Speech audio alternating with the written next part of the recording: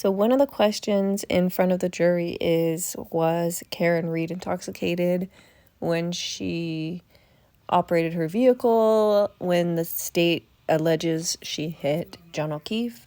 We heard from a couple excerpts from the hospital and the forensics team. This is what they said. Well, the legal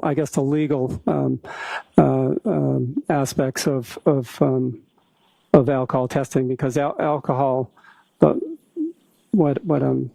what I understand is the alcohol legal limit in Massachusetts is 0.08 grams per deciliter.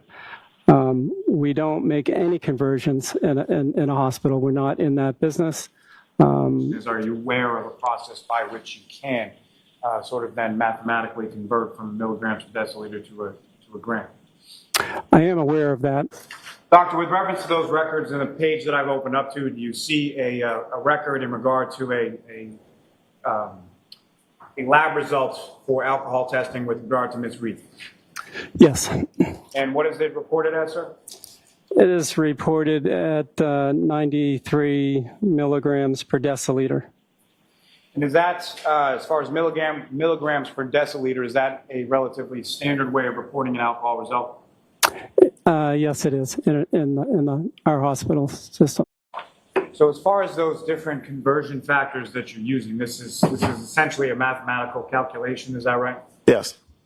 And so the different conversion factors that you're using for the low, the average, and the high, what are those conversion factors? So the low is a 1.18, with the average being a 1.14, and then the high being a 1.12. Using those three conversion factors, what, if anything, did you come up with as far as the low and average and the high for the 93 milligrams per deciliter? So our values that were calculated for the low was a 0.078 gram percent. The high was a 0.083 gram percent, with the average being a 0.081.